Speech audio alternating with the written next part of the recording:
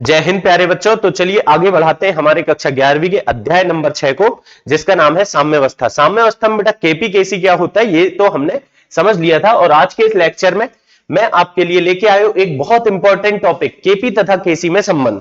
Board परीक्षा का बेटा फेवरेट प्रश्न है। आपको बोर्ड परीक्षा की अगर आप तैयारी कर रहे हैं 11वीं की, तो ये बहुत अच्छे से ध्यान से देखना चाहिए और बेटा इसकी प्रैक्टिस कर लेना चाहिए।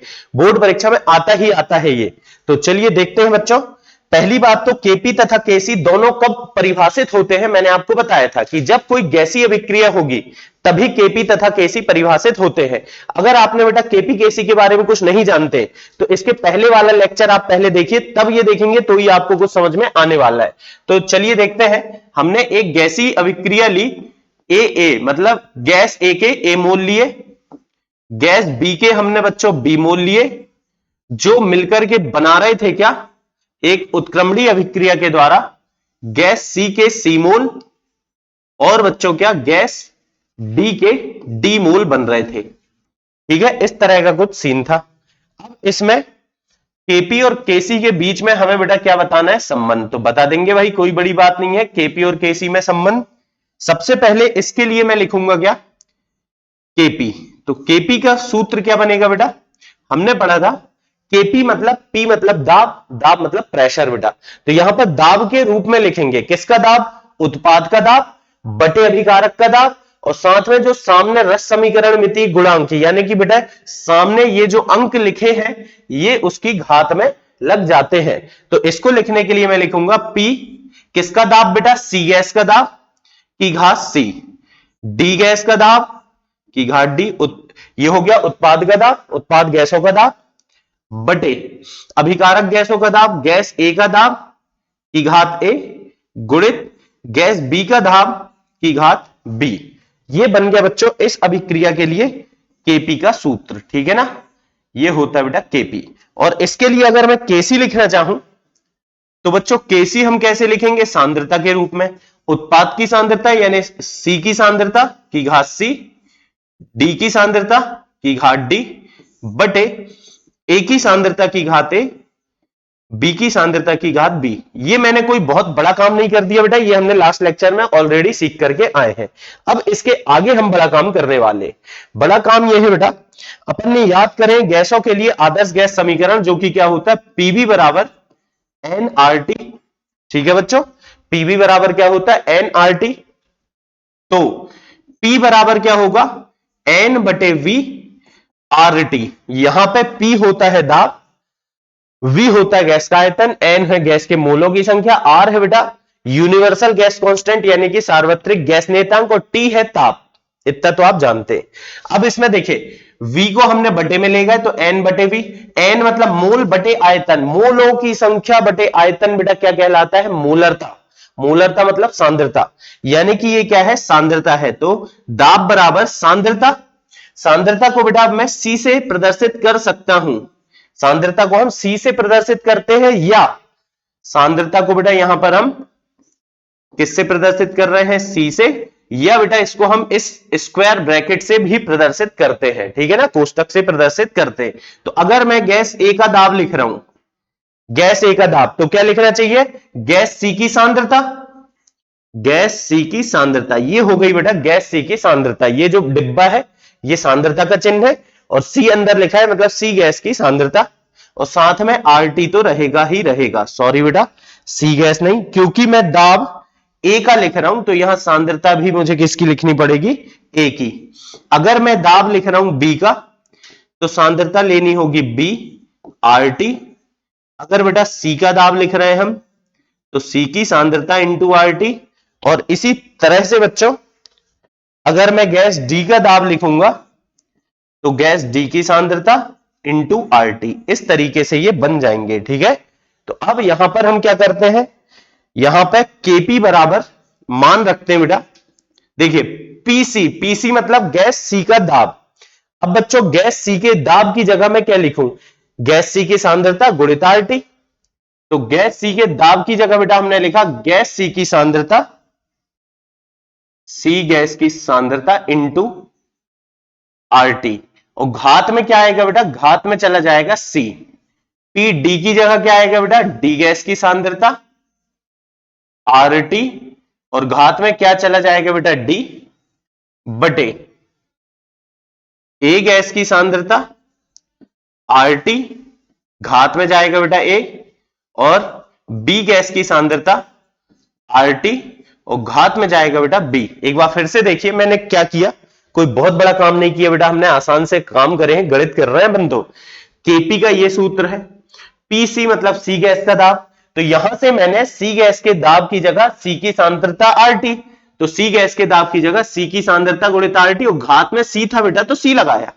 D गैस के दाब की जगह वहां से उठाया मैंने D की सांद्रता इंटू RT और बेटा क्या लगाया घात में D, A की सांद्रता इंटू RT और घात में लगाया हमने A और बेटा B की सांद्रता इंटू RT और घात में आया B। अब देखिए ध्यान से क्या लिख रहा हूं बेटा मैं, Kp बराबर, देखिए इस घातांक को अलग अलग करते हैं, मतलब कि C की सांद्रता में घात क्या लग गई बेटा C और साथ में RT की घात C, अलग अलग तोड़ रहा हूं मैं, सांद्रता को अलग RT को अलग। किसकी बेटा D गैस की सांद्रता की घात D और साथ में क्या हो गया बच्चों RT बटे में क्या आएगा बेटा RT की घात क्या आएगी D है ना, बटे में क्या आएगा A गैस की सांद्रता की घात A RT की घात A और B गैस की सांद्रता की घात B RT की घात B। आई होप बेटा आपको सब समझ में आ गया होगा। चलिए देखते हैं, तो Kp बराबर क्या बचा, सांद्रता वाले सभी पद एक साथ लिख लो बेटा, C की सांद्रता D की सांद्रता की घात D बटे A की सांद्रता की घात A और बच्चों B की सांद्रता की घात क्या आ गई B। अब RT को अगर हम कॉमन ले सब जगह से तो RT की घात क्या आएगी, देखना बेटा यहां RT गुणा में है, अगर आधार समान हो तो गुणा में बेटा घातें जुड़ती हैं, तो RT की घात C और RT की घात D जुड़ जाएंगी तो C धन D, ये हो गया। यहां पर A और B जो है बेटा घात में, ये दोनों भी जुड़ेंगे और ऊपर जाने पर ये घट जाएंगे। आई होप आपको समझ में आ गया होगा, A और B पहले नीचे जुड़ेंगे और ऊपर जाने पर ये घट जाएंगे बेटा, माइनस में आ जाएंगे। अब ये जो दिख रहा है आपको, ये जो है बेटा ये कुछ देखा सुना सा लग रहा है क्या बच्चों, मुझे तो लग रहा है शायद आपको भी लगेगा, Kc बराबर ये यही तो है, तो इसकी जगह में हम क्या रख सकते हैं Kc, तो चलिए रख देते हैं इसकी जगह में बेटा हम Kc रखें तो क्या बनेगा Kp बराबर Kc और RT की घात, ये क्या है बेटा इस चीज को हमने लिख दिया डेल्टा NG, क्या लिख दिया बच्चों डेल्टा NG, और यही बन गया Kp तथा Kc के बीच में संबंध। आपको यह सूत्र भी याद होना चाहिए, अगर आप न्यूमेरिकल या नीट लेवल के अच्छे सवाल करना चाहते हो तो ये सूत्र आपको रटा होना चाहिए कि Kp बराबर Kc RT की घात डेल्टा NG। अब ये डेल्टा NG की बात करते हैं थोड़ी सी अपन, है ना, तो बच्चों ये डेल्टा NG क्या है, डेल्टा मतलब होता है परिवर्तन, N मतलब गैस के मोल, G मतलब ये गैस के लिए लगाया गया है, यानी गैस के मोलों में परिवर्तन। क्या है बेटा डेल्टा NG, गैसीय मोलों में परिवर्तन, गैसीय मोलों में परिवर्तन, ठीक है, ये हो गया बेटा गैसीय मोलों में परिवर्तन। अब ये गैसीय मोलों में परिवर्तन हमने कैसे निकाला बेटा, यहां अगर हमारे इस अभिक्रिया के हिसाब से देखें तो हमने लिखा C plus d minus A plus b, इसको डेल्टा NG लिखा हमने। अब ये C प्लस डी मतलब क्या, C प्लस डी मतलब देखिए इधर ध्यान से देखिए, C प्लस डी मतलब बेटा उत्पाद गैसों के मोलों का योग, ठीक है ना, तो हम C प्लस डी को क्या लिख सकते हैं डेल्टा NG बराबर गैसीय उत्पाद के मोलों की संख्या, गैसीय उत्पाद के मोलों की संख्या, मोलों की संख्या, और माइनस करेंगे बेटा इसको हम किससे माइनस करेंगे A प्लस बी से, यानी कि गैसीय अभिकारक के मोलों की संख्या, गैसीय अभिकारक के मोलों की संख्या। तो कुछ नहीं बेटा डेल्टा NG अगर आपने निकाल लिया तो बाकी सब निकल जाएगा, बस डेल्टा NG पे फोकस करना है आपको। डेल्टा NG कैसे निकालेंगे, गैसीय उत्पाद के मोलों की संख्या माइनस गैसीय अभिकारक के मोलों की संख्या। यहां ध्यान दें कि अगर कोई अभिकारक या उत्पाद ठोस, द्रव या बेटा जलीय विलयन है तो उसके मोल यहां पर हम काउंट नहीं करेंगे, उसके मोल को शामिल नहीं करेंगे। केवल ये खास करके लिखा ही है बेटा गैसीय उत्पाद, मतलब कि जो गैसीय अवस्था में उत्पाद है उनके मोलों की संख्या ले लो, माइनस करो बेटा गैसीय अभिकारक के मोलों की संख्या, है ना, ये माइनस का चिन्ह है, गैसीय अभिकारक के मोलों की संख्या। तो इस तरह से हम ये प्राप्त करते हैं संबंध केपी तथा केसी में। क्या आया बेटा संबंध? केपी बराबर केसी आरटी की घात डेल्टा एनजी, ठीक है, जहां डेल्टा एनजी क्या है बेटा? गैसीय मोलों में परिवर्तन, गैसीय मोलों की संख्या में परिवर्तन, गैसीय उत्पाद के मोल माइनस गैसीय अभिकारक के मोल, ठीक है बेटा। तो चलिए आगे बढ़ते हैं अपन और कुछ बातें और करते हैं, है ना। अब हम देखते हैं यहां पर 3 अलग अलग केस हो सकते हैं। हो सकता है बेटा किसी अभिक्रिया के लिए जो डेल्टा एनजी है यानी कि गैसीय मोलों की संख्या में जो परिवर्तन है वो कभी 0 आए। अगर मान के चलो डेल्टा एनजी 0 रहा तो बताओ बेटा केपी और केसी में क्या संबंध रहेगा? केपी बराबर केसी, और यहां पर बेटा आरटी की घात 0 आ जाएगी और किसी भी संख्या की घात 0 मतलब 1, तो वहां 1 लिखेंगे तो आंसर मिलेगा बेटा हमें केपी बराबर केसी। तो ध्यान रखें बेटा जिन अभिक्रियाओं में डेल्टा एनजी 0 होगा उनके लिए केपी तथा केसी हमेशा बराबर होंगे। ये बात आगे चल के हम सिद्ध भी करेंगे बेटा बहुत सारे उदाहरणों के द्वारा। दूसरा केस हो सकता है कि डेल्टा एनजी धनात्मक हो, पॉजिटिव हो बेटा, धनात्मक हो, ठीक है, धनात्मक हो तो क्या होगा चलिए देखते हैं, यहां ध्यान समझें। अब यहां पर डेल्टा एनजी धनात्मक मतलब ये घात धनात्मक है। अगर किसी संख्या की घात धनात्मक है बेटा तो घात को हल करने में बड़ी संख्या आएगी, और जब मैं केसी में किसी बड़ी संख्या का गुणा करूंगा तो केपी जो आएगा वो केसी के कंपेयर में ज्यादा ही आएगा। जैसे मान के चलो बेटा केसी है 2, केसी कितना है 2, तो केसी 2 है, इसमें मैं किसी का भी गुणा करूं तो 2 दूनी 4 2 तिया 6 ज्यादा ही आएगा ना। तो क्योंकि केसी में किसी संख्या का गुणा करने पर मुझे केपी प्राप्त हो रहा है, इसीलिए केसी का जो भी मान है केपी हमेशा उससे ज्यादा ही आएगा। कब? जब डेल्टा एनजी धनात्मक हो। तो हम लिख सकते हैं बेटा कि केपी बड़ा होगा किससे? केसी से। अब ये छोटी छोटी बात आपको डायरेक्ट परीक्षाओं में, बोर्ड परीक्षा में बेटा या नीट में या जेई में पूछी जा सकती है। अगर बेटा डेल्टा एनजी हो गया नेगेटिव, क्या करोगे?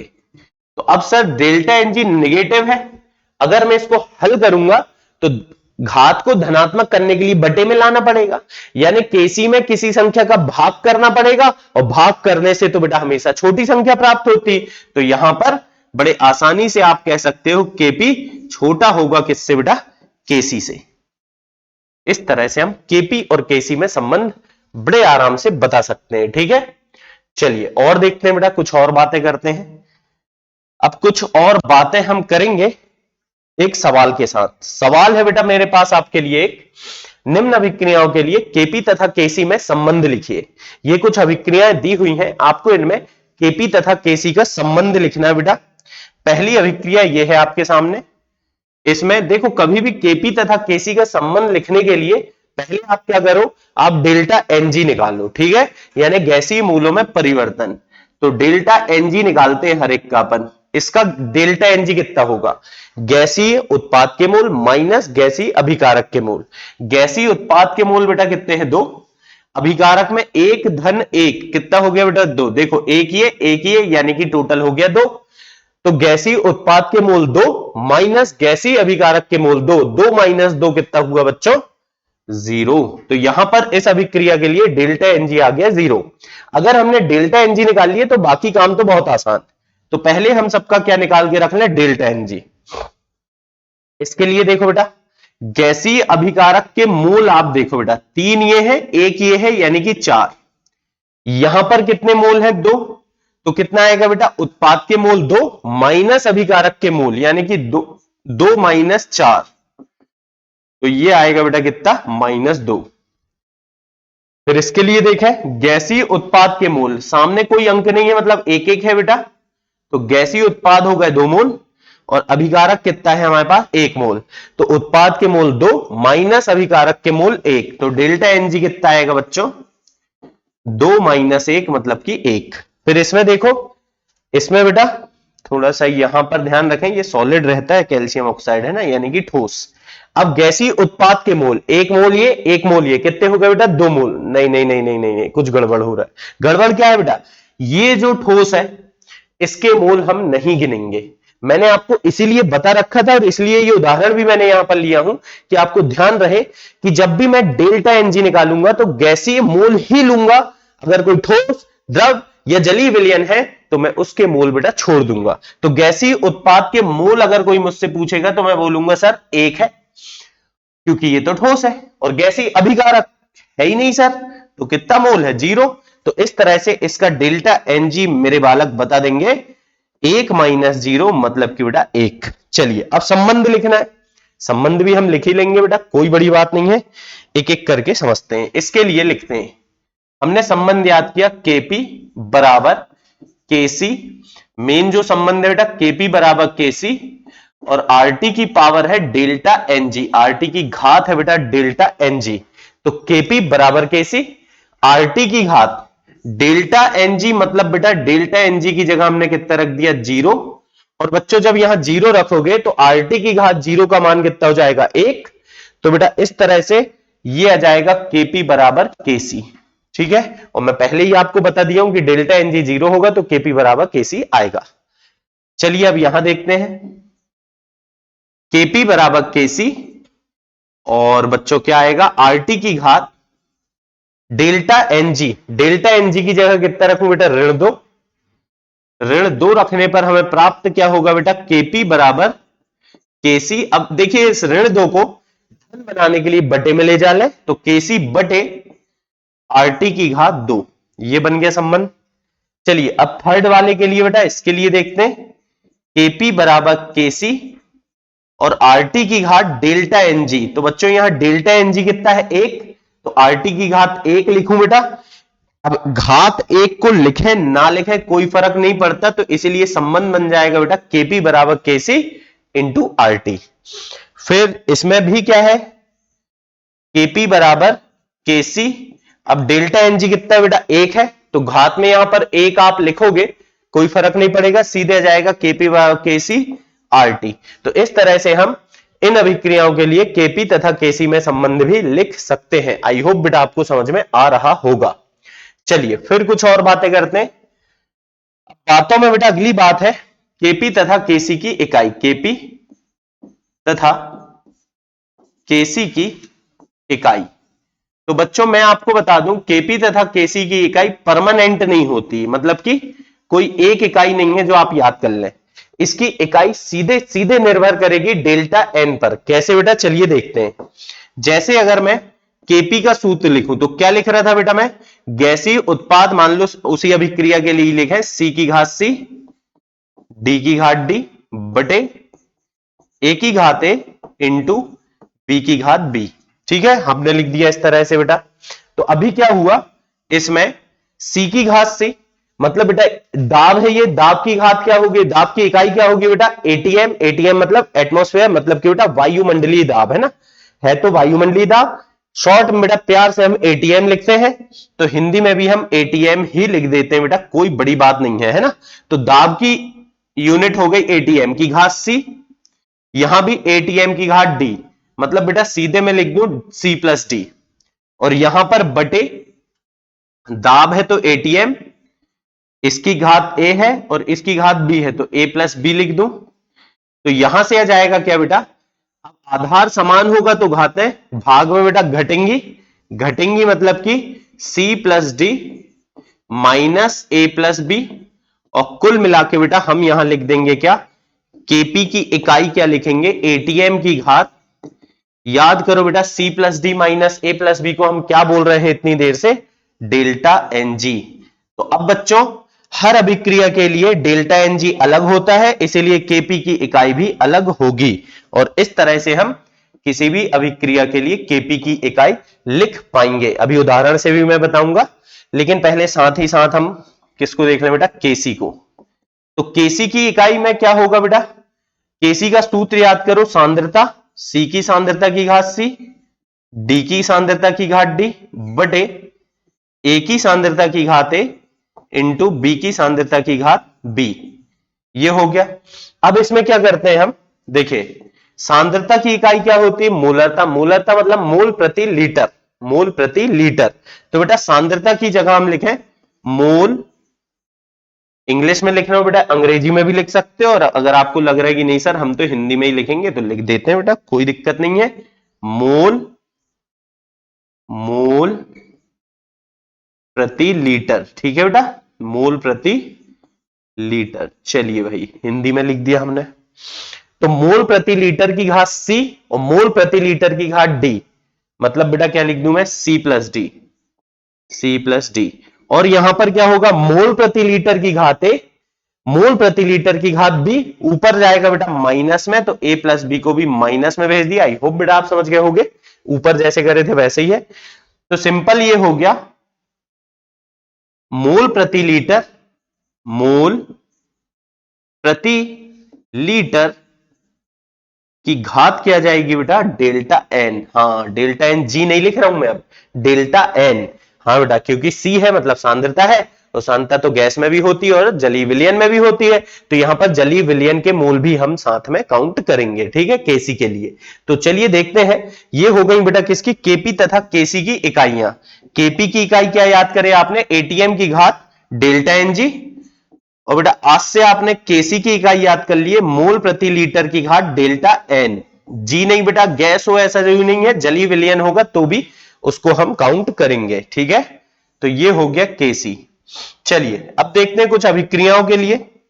मान लो बेटा अभिक्रिया है मेरे पास पहली, H2 गैस है जो I2 गैस से मिलकर के क्या बना रही है बच्चों, ये बना रही है 2HI गैस। ये मैंने एक अभिक्रिया लिखा और मैंने बोला कि इस अभिक्रिया के लिए केपी तथा केसी की इकाई बताइए। चाहे तो आप प्रश्न लिख लें कि निम्न अभिक्रियाओं के लिए केपी तथा केसी की इकाई बताइए, तो हम बता देंगे बेटा।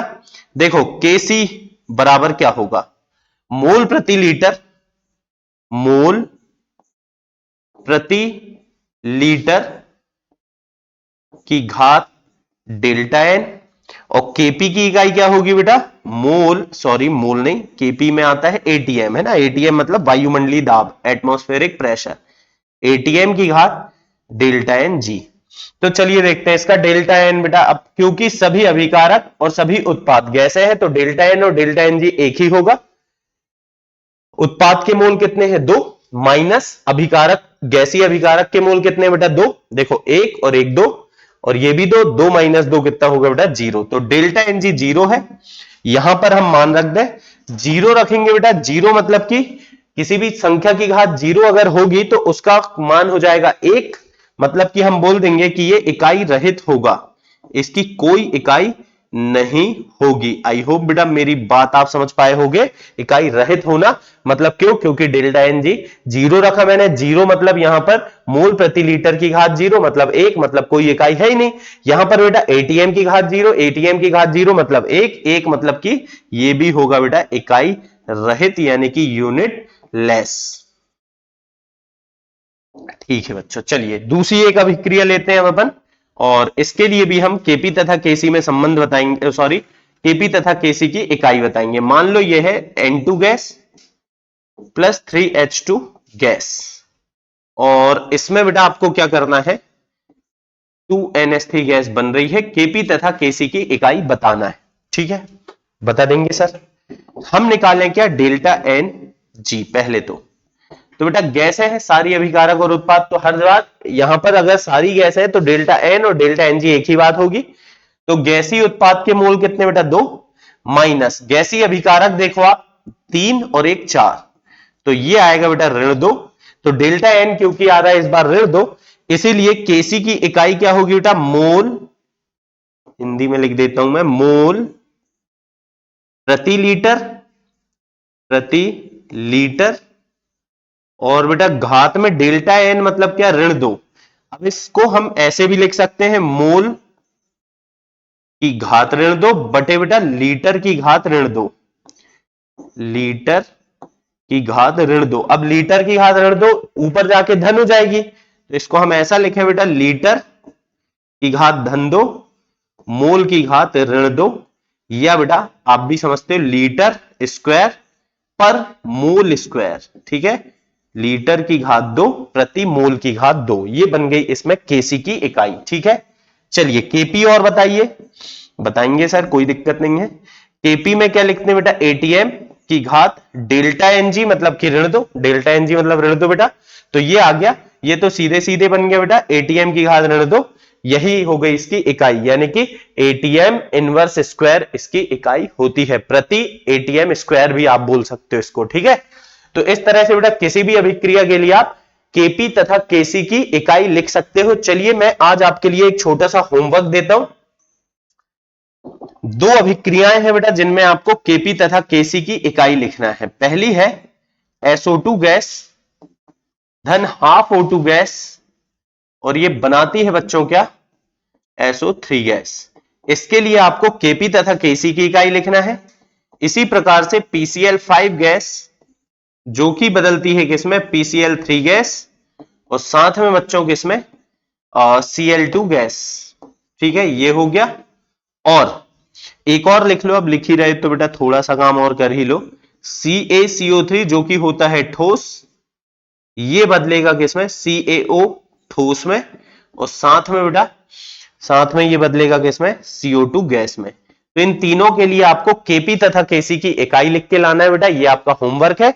आप चाहे तो होमवर्क में जो भी आंसर आ रहा है कमेंट बॉक्स में कमेंट करके बता सकते हैं बेटा। तो आपको अगर कोई दिक्कत आती है इसमें तो कमेंट बॉक्स में कमेंट करिए, तो मैं इनको एज अ डाउट अलग से आपके लिए छोटे छोटे वीडियो भी बना दूंगा। ठीक है, तो फिर मिलेंगे बेटा हम नेक्स्ट लेक्चर में और अपने इस चैप्टर को आगे कंटिन्यू करेंगे। तब तक के लिए bye bye, have a good day.